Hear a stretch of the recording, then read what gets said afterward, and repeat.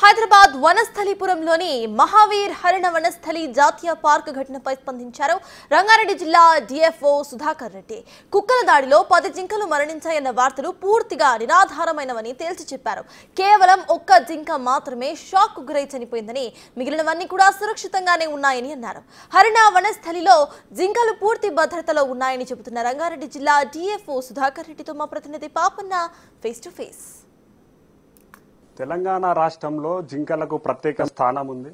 వాటిని సంరక్షించడానికి హైదరాబాద్ నగరం దగ్గర ఉన్న వనస్థలిపురంలో మహావీర్ హరిణ వనస్థలి అనే నేషనల్ పార్క్ లో వాటికి ప్రత్యేకమైన చర్యలు తీసుకుంటూ కూడా జింకలను రక్షిస్తుంది ఫారెస్ట్ డిపార్ట్మెంట్. కానీ ఈ మధ్య వస్తున్న వార్తల ప్రకారం ఆ నేషనల్ పార్క్ లో ఉన్న జింకలన్నీ కూడా వేట కుక్కలకు బలైపోతున్నట్టు వస్తున్నాయి. అయితే ఈ విషయం మీద వివరణ ఇవ్వడానికి మనతో పాటు రంగారెడ్డి జిల్లా ఫారెస్ట్ ఆఫీసర్ అయినటువంటి సుధాకర్ రెడ్డి సార్ ఉన్నారు.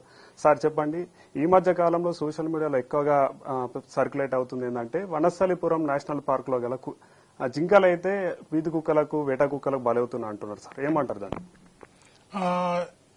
ఇంతకుముందు కూడా ఎవరో అని చెప్పారు, 8 నుంచి 10 జింకలు కుక్కల దాడిలో చనిపోయాయని చెప్పడం విన్నాము. అది కరెక్ట్ కాదండి. అది ఎందుకంటే లోపల ఏంటంటే కుక్కలు వచ్చే ఛాన్సెస్ చాలా తక్కువ ఉంటాయి. ఎందుకంటే చుట్టూతో కూడా మనకు ఫెన్సింగ్ ఉంది. ఒక సైడ్ ఏమైందంటే పాత వర్షాలకు గాను గోడ పడిపోయింది ఒక దగ్గర. దానికి గాను మళ్ళీ మనకు వర్క్ కూడా శాంక్షన్ అయింది. ఒక దగ్గర పాత ఆటోనగర్ డంప్ యార్డ్ అంటాము, ఆ డంప్ యార్డ్ దగ్గరలోనే గోడ కొంత డ్యామేజ్ కావడం జరిగింది. దానికి మనం టెండర్స్ కూడా కాల్ఫర్ చేశాము అండ్ వర్క్ కూడా స్టార్ట్ అయింది. ఈ లోపల వర్షాలు కూడా కంటిన్యూస్ గా రావడం వల్ల మనం ఇంకా కంప్లీట్ చేయలేకపోతున్నాము. అంతకుముందు ఏమవుతుండేనంటే మనకు Autonagar dump yard, Autonagar industrial water ఏదైతే మనకు దీంట్లోకి ఎంటర్ అవుతుండే, కొంత బయటికి పోయి కొంత లోపలి. కానీ ఈ మధ్య జిహెచ్ఎంసీ వాళ్ళు ఒక పైప్ లైన్ వేశారు. అది పైప్ లైన్ వేసి వాటర్ని కూడా డైవర్ట్ చేశారు. కానీ మనకు ఈ వర్షాలు చాలా కంటిన్యూస్ గా, అంటే దాదాపుగా జూన్ నుంచి కూడా మనకు వర్షాలు పడుతూనే ఉన్నాయి. ఈ వర్షాల వల్ల అక్కడ మనం పని జరగడం లేదు. అక్కడ కొంత గ్యాప్ ఏర్పడడం వల్ల ఒక కుక్క, ఒకటేరా కుక్క వచ్చే ఛాన్సెస్ ఉన్నాయి. అది కూడా మన దగ్గర అనిమల్ ట్రాకర్స్ ఉన్నారు పార్క్ లో. వాళ్ళు కూడా ఎప్పటికప్పుడు నిరంతరం, అంటే కంటిన్యూస్ పెట్రోలింగ్ ఉంటుంది అక్కడ ఉన్న జింకలు కానీ దాని కానీ సంరక్షించడానికి. ఈ వేట కుక్కలు అనేది కూడా కరెక్ట్ కాదు అది. ఎందుకంటే వేట కుక్కలు అనేవి లేవు, వీధి కుక్కలే, స్ట్రే డాగ్స్ అవి. ఈ స్ట్రే డాగ్స్ ఆ డంప్ యార్డ్, పాత డంప్ యార్డ్ పక్క నుంచి కానీ, ఈ బ్రేక్ అయిన వాల్ నుంచి కానీ లోపలికి వచ్చి ఏదైనా అటాక్ చేస్తే కూడా ఏమవుతుందంటే, జనరల్ గా జింకలు దొరకవు కుక్కలకి, వాటి స్పీడ్ కూడా ఎక్కువ ఉంటుంది. ఎప్పుడైనా ఆదమర్చి ఉన్నప్పుడు అటాక్ చేసినా కూడా దానికి తగిలిన దెబ్బల, అంటే ఇంజురీస్ కంటే కూడా షాక్ తో ఎప్పుడైనా చనిపోతుంది. రీసెంట్లీ ఒక 1 వీక్ బ్యాక్ ఒక స్ట్రే డాగ్ ఎంటర్ అయ్యి ఒక జింకను గాయపరచడం జరిగింది, ఇంజురీ అయింది. దానికి కానీ మా ఫారెస్ట్ రేంజ్ ఆఫీసర్ ఇమ్మీడియట్ గా గుర్తించి ట్రీట్మెంట్ ఇచ్చారు. ఆ ట్రీట్మెంట్ ఇచ్చే క్రమంలోనే అది షాక్ తోని చనిపోవడం జరిగింది. అది తప్పితే ఈ మధ్య కాలంలో మనకు ఇన్సిడెన్సెస్ ఏమీ రాలేదు. ఇట్లా 8-10 జింకలు చనిపోయాయి కుక్కల దాడిలో అనడము, వేట కుక్కలు అనడం కూడా దీంట్లో ఎటువంటి వాస్తవం లేదండి. సార్, ప్రధానంగా అక్కడున్న నేషనల్ పార్క్ లో స్టాఫ్ కూడా తక్కువ ఉంది. ఈ యానిమల్స్ ని ట్రాక్ చేయడానికి కూడా సరైన స్టాఫ్ లేదు కాబట్టి ఇట్లాంటి సంఘటనలు జరుగుతున్నాయంటూ కూడా అక్కడ ఉన్న స్థానికులు మార్నింగ్ వాకర్స్ అంటున్నారు. సార్, దాని మీద అదేం లేదండి. 15 మంది యానిమల్ ట్రాకర్స్ అక్కడ ఉన్నారు. దాని సెక్యూరిటీ కూడా ఉంది అండ్ చుట్టూతో ఫెన్సింగ్ కూడా ఉన్నది. అండ్ అక్కడ బీట్ ఆఫీసర్లు సరిపడా ఉన్నారు. మనకు సెక్షన్ ఆఫీసర్ ఉన్నాడు, రేంజ్ ఆఫీసర్ ఉన్నాడు, ఎఫ్డిఓ ఉన్నాడు. ఇంతమంది ఇక్కడ ఉన్నాము. స్టాఫ్, ఆ ఏరియాలో స్టాఫ్ లేకపోవడం అనేది కానీ సరిపోకపోవడం అనే దాంట్లో వాస్తవం లేదు.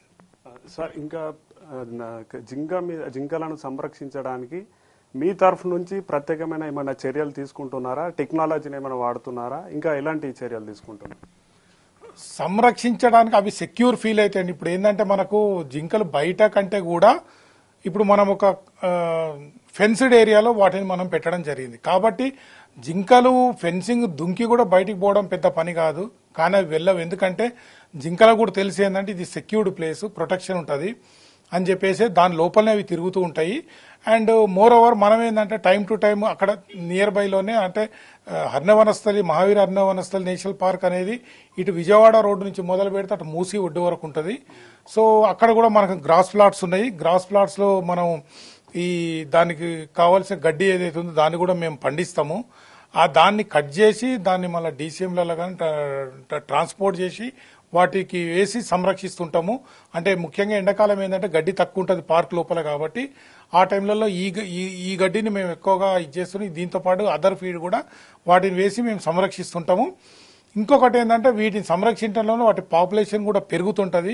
టైం టు టైం పెరిగినప్పుడు ఏమవుతుంటుంది అంటే మనకు ఈ అమరాబాద్ టైగర్ రిజర్వ్ కానీ లేకపోతే మనకు కవాల్ టైగర్ రిజర్వ్ కానీ ఇటువంటి ఏరియాస్లో ఏమవుతుంది, హర్బీవోర్స్ ఏదన్నా ఏరియాలో షార్ట్ ఫాల్ ఉంటే మనము ఎక్కడైతే డీర్స్ అనేవి ఏంటంటే సెక్యూర్డ్ ప్లేస్ కాబట్టి పాపులేషన్ పెరుగుతూ ఉంటుంది.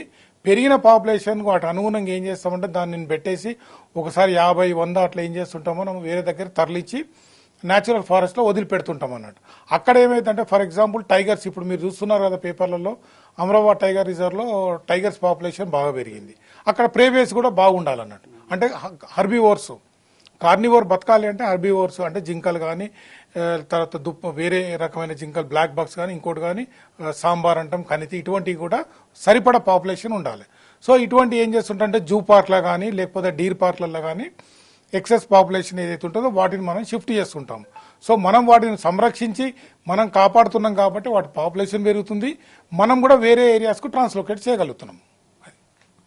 అది డిఎఫ్ఓ గారు చెప్తుంది ఏంటంటే ఈ సోషల్ మీడియాలో వస్తున్న వార్తలన్నీ కూడా అవాస్తవం. మాకు సరిపోయేంత స్టాఫ్ ఉంది, దాన్ని సంరక్షిస్తున్నాం కాబట్టి వాటి జనాభా కూడా పెరుగుతుంది. పెరిగిన జనాభాను కూడా దానికి అనుగుణంగా వేరే ప్రాంతాలకి ట్రాన్స్లోకేట్ చేస్తున్నాం కాబట్టి కొంచెం ప్రాంతం మట్టుకే ఆ ఫెన్సింగ్ ప్రాబ్లం అనేది ఉంది. దాన్ని కూడా గవర్నమెంట్ నిధులు శాంక్షన్ చేయడంతో అతి కొద్ది రోజుల్ని ఆ ఫెన్సింగ్ కూడా పూర్తి చేసి పూర్తి స్థాయిలో సంరక్షించే బాధ్యతలంతా కూడా మేము తీసుకుంటున్నట్టు డిఎఫ్ఓ గారు చెప్తున్నారు. వీడియో జర్నలిస్టు ప్రసాద్తో మొగుళ్ళ పాపన్న, బిగ్ టీవీ.